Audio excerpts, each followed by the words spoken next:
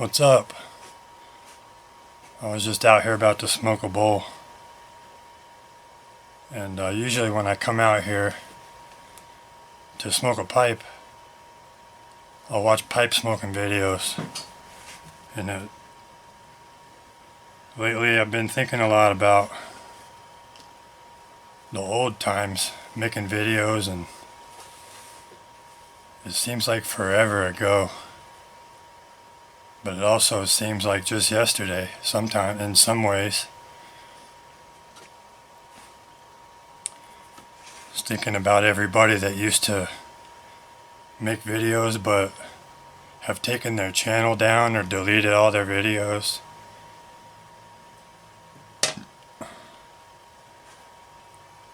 Kind of makes you nostalgic, so I thought I would just make a video because sometimes I wonder how those guys are doing. I think about all you guys and wonder how you're doing. And when people haven't made a video in like 6 or 10 years or whatever, you just kind of wonder how they've been doing. So, 2020, it's been 2020, but I'm hanging in there. I just got my first meerschaum pipe. I have to use this old camcorder, so I don't know. This is a OMS OG, old school classic billiard. I love this pipe. It's starting to get some color on it. This is bowl number 35 that I'm smoking in this pipe. I got it a few weeks ago. I'm going to have some of this GLP's penny farthing. This is good stuff. I like Virginias, but they're not my favorite, but I've been really enjoying this one lately. This tin is from October of 2020, so it's brand new.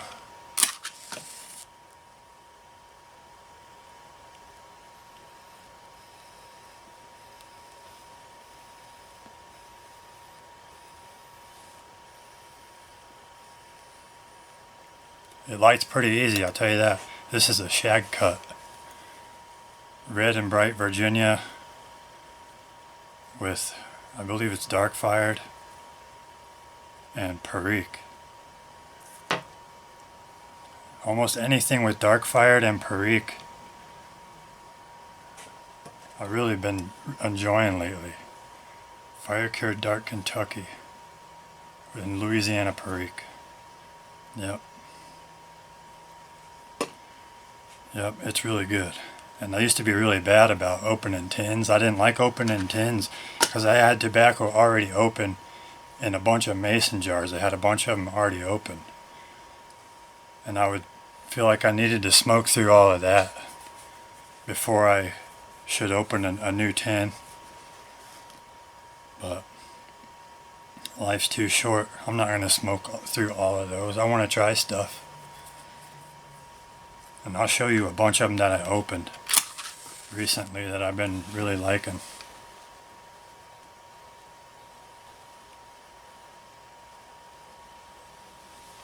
I was looking through my cellar.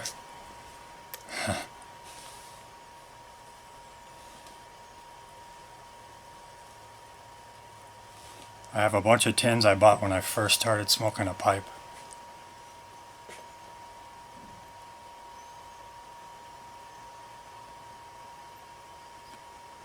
From 2011 when I started smoking a pipe. And making videos. But I just bought all kinds of different stuff. I bought a lot of McClellan stuff. I have a couple of tins from the first release of Frogmorton's Cellar. It's from the very first batch that they ever put into tins to sell. Just all kinds of cool stuff in there. And I ordered a couple tins to put in there. I got this penny farthing at a local tobacconist.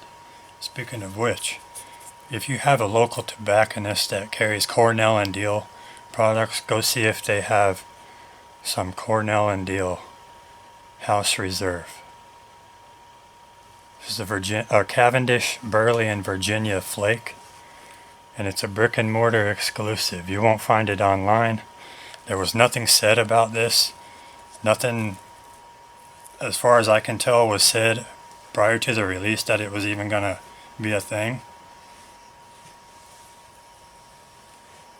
It just showed up in the shops. I don't know how many, a couple of places I read that there were 1,000 tins of it produced, but I don't know about that.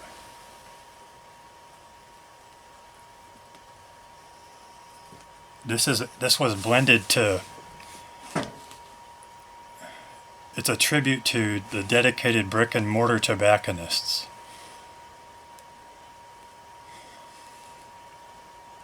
So it's like a tribute to brick and mortars that did this for them. This tin is dated November 3rd, 2020. It just came out. It just came out last month.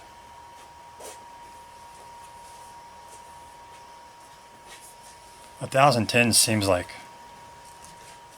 I don't know. That wouldn't be very many stores that would be able to have it. I mean, I think they would want as many shops to have it as they could, right? It's a tribute to them. I don't know. Maybe it is 1,000 tins were produced.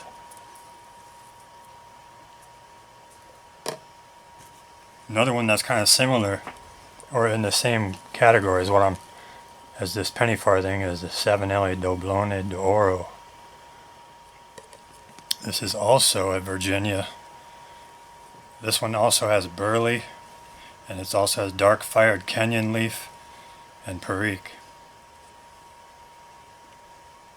It's curly cut or coin cut. This is pretty good stuff. August 2019. I opened up a tin of Cornell and Deal's Seersucker. This is a cigar leaf blend. This thing is crazy. It's amazing. This is good stuff.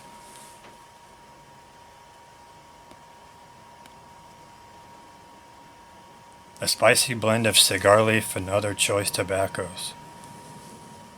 Estimated peak 7 to 10 years. This is the Cellar series. So they estimate it to peak in 7 to 10 years, but this tin was from 2017. And it's, oh, holy cow, it's really good. Real rich and deep and earthy and a little spicy.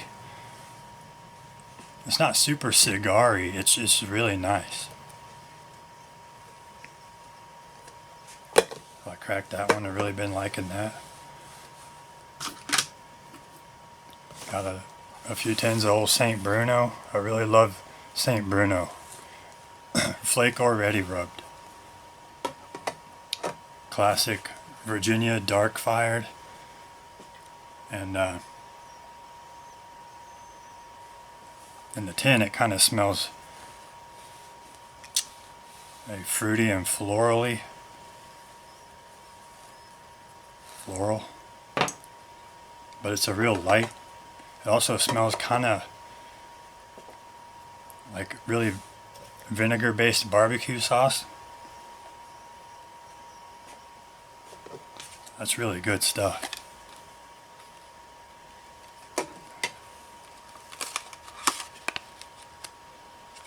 I can only really smell the fruitiness now since I've been smoking. It's really good. MacBaron HH Rustica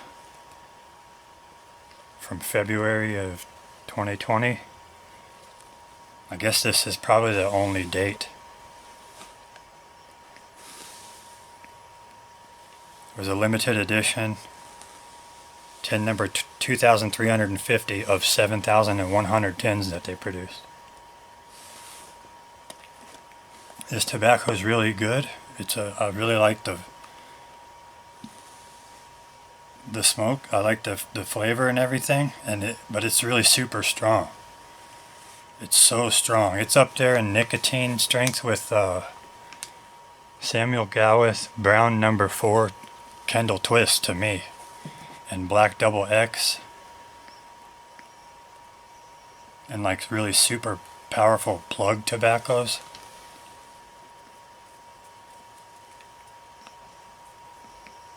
I loaded one flake of it in my smallest corncob pipe, and I could only smoke half of that flake, half of the bowl. It's really strong. You really have to eat before you can really enjoy it. I got some of the Tabac Manil Pure Semois. This one is one that is pretty new to us anyway. It's an XXL cut. This is, I don't know how it's pronounced, but it's La Volute, something like that. XXL cut, and it's a super long wide ribbon cut, just compressed into this 3.5 ounce brick. It's in a jar in the house, but I just saved the packaging.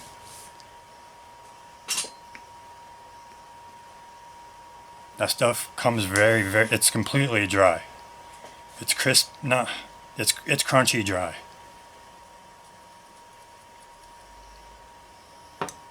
But that's how it's supposed to be, and that's how you're supposed to smoke it. You just pack it in your bowl really super tight, tighter than you normally would, any other tobacco. And it's like nothing I've ever smoked. I've never had a tobacco like this. It's from like the Ardennes Valley. It's only in place by this one guy. Pretty cool. Cracked a tin of vintage Syrian from McBaron. This one's from October of 2017. That stuff's really good. I love Syrian Latakia in any blend. Never tried a blend that had it that I didn't like. Ashton Artisan's blend, the version before the current version, it had Syrian Latakia, and that's one of my all-time favorites. That's a little even better after it's been out of the tin and in a jar for a couple weeks. And this one has been my favorite so far. I tried this way back in the day when it first came out. McBaron HH Old Dark Fired. As you can see, this is the original tin design. This tin is from September of 2012. I believe that's the second run, or the second release of this, because what happened was when this came out, it sold out super fast everywhere, and it was just all gone real quick. So McBaron had to adjust to keep up with the demand for it, adjust the production. And due to the process that they use to make this flake, it has to stay in the press for 30 days or something like that. So there wasn't any of this around for at least 30 days. But it eventually came back in stock, and I think this is from right when that came back in stock. So this is almost the oldest Old Dark Fired that you can smoke. And this, it was one of my all-time favorites It's been one of my all-time favorites the whole time I've smoked a pipe.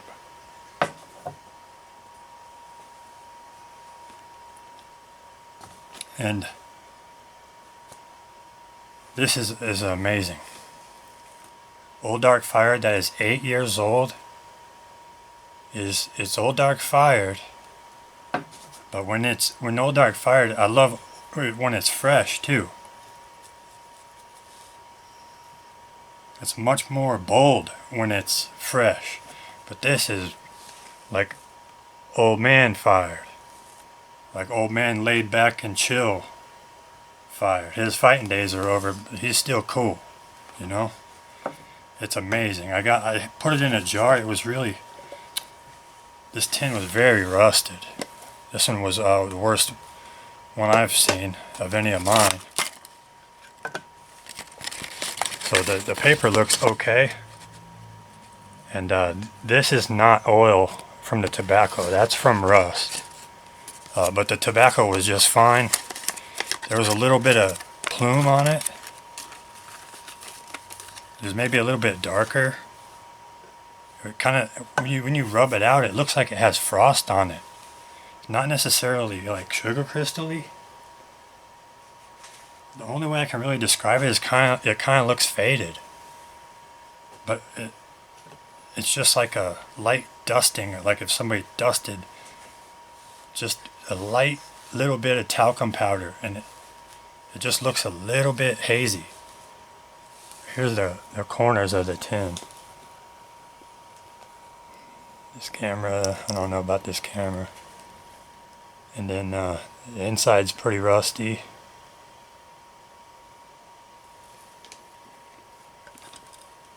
The other side. Yeah, but same thing happens with St. Bruno. In fact, this thing now comes with a little, you open this up, there's a little sheet in there that tells you that they use vinegar as a preservative, a natural preservative for the tobacco, and it can rust the tin, but it won't affect the quality of the tobacco.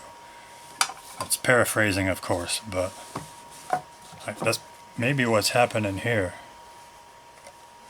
But anyway, it's awesome. Highly recommend any one of these. Of everything that I opened up, there was nothing I didn't like.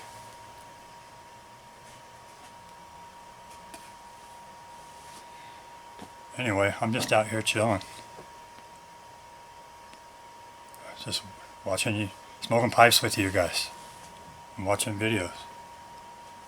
I got laid off back in March. And haven't been able to find work yet. But I